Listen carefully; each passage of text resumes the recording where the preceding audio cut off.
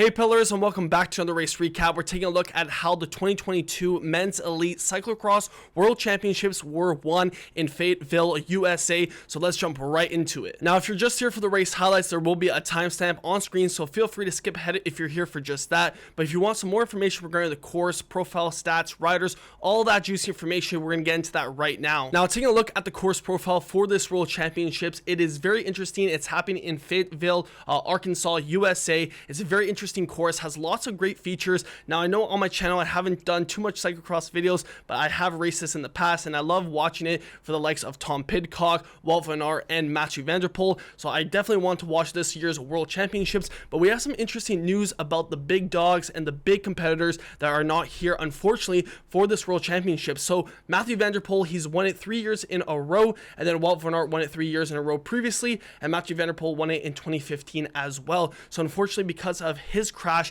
at the Olympics that Tom Pidcock actually got the gold medal for, he's not racing in this World Championships, unfortunately. And this is also a World Championships where Wout van Aert is not racing as well. So if Tom Pidcock, if it's his time to shine and get this World Championship, get those rainbow bands, it is this year in 2022, and it is the season that he's been pretty much aiming to win. Now, he didn't win the World Cup. That was from Elie Isabeth. He won the World Cup for CX, which is cyclocross. So, you know, lots of things could happen in the cyclocross race. I would say the favorites are Tom Pidcock for UK, and then Elie Isabeth for Belgium to win the gold medal for this World Championships. Oh, and I almost forgot to mention, the course is 28 kilometers long, so they're doing 9 laps of this, almost 1 hour of hard cyclocross racing. So it's going to be very interesting to see when the decisive winning move is going to go, and then who chases it down. So jumping into the race highlights for this Cyclo-Cross World Championships, it's always interesting to see how the beginning starts of these races, because it is basically just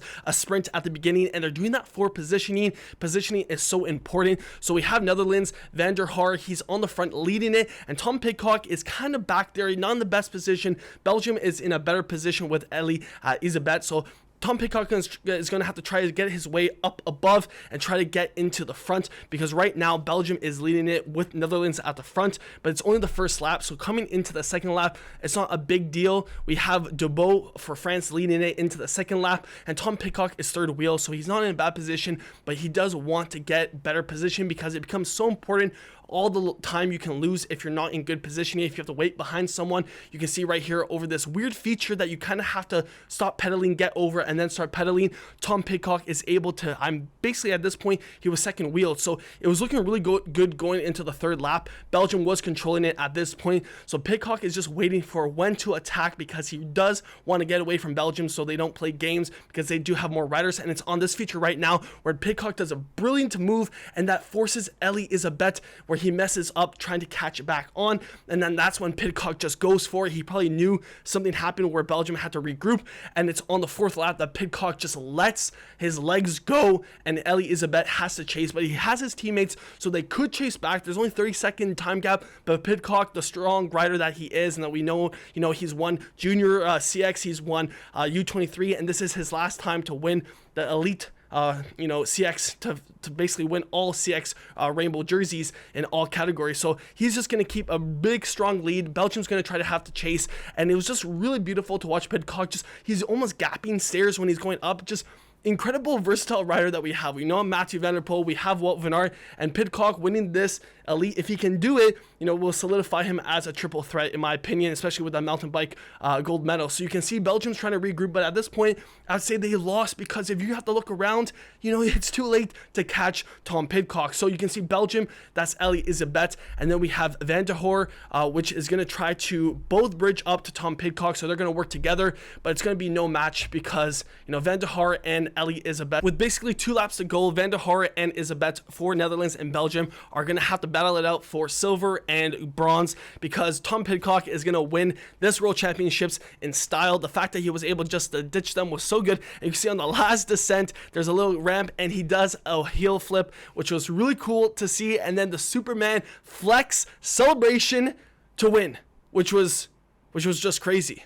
that is a celebration you don't see too often in races, let alone a cyclocross race. He's done it. That's kind of like his signature move. But we have the breakdown right here for 2020 Cyclocross World Championship Men's Elite. Tom Pidcock for UK, first ever UK rider to win. And then we have Van der Haar for Netherlands and Ellie Isabet in third. So he would be greatly disappointed. But when, Tom Pidcock did that acceleration when he fell off pretty much at that weird feature up that hill, it was Tom Pidcock's to lose. Belgium should have had to chase a little bit harder, which they didn't. They were looking around. Ellie Isabet is the strongest rider, I would say, on the Belgium squad. So the fact that he didn't feel, he could really chase down Tom Pidcock shows you how good Pidcock's legs were feeling. Then again, he didn't win the World Cup for CX, but the fact that he was able to win another World Championships, another first place, that is so significant. And just to think that Tom Pidcock has a gold medal in mountain biking when that's not even one of his main disciplines is absolutely insane. But just shows you, going to the Pellet Rant and analysis, how good his team is in terms of developing his training plan to make sure that he peaks properly, because obviously he's focused on the road, but also he does CX. So the fact that they're always able to make sure he's at peak form for these races, even when they're not his first and formal discipline that he's focusing on, because I would say he's obviously a dedicated road rider, but they're still able to factor in the mountain biking for the world, for the Olympics, and then the cyclocross for the winter time. It's just incredible, the fact that he can win and stay super competitive. So what a great World Championships. Obviously, if we had Mathieu van der Poel in form and not injured, what would have happened? Could have been totally different. I think this is one of the only times that Tom Pidcock, I don't want to say only times because he's come second, but it's a pretty good opportunity for him to get the rainbow bands and kind of not have to worry once Wout van Aert or Mathieu van der Poel decide to come back for the World Championships for cyclocross. So I'll leave it there. I love this race. 1 hour, you're just glued to the race and you just want to see what happens. So if you guys ever want to watch another cyclocross race, I highly suggest you watch Always the World Champs, because it's always interesting. So I'll leave you with that. Like the video, subscribe to the channel. Lots more racing coming in February. And until the next one, keep on pedaling.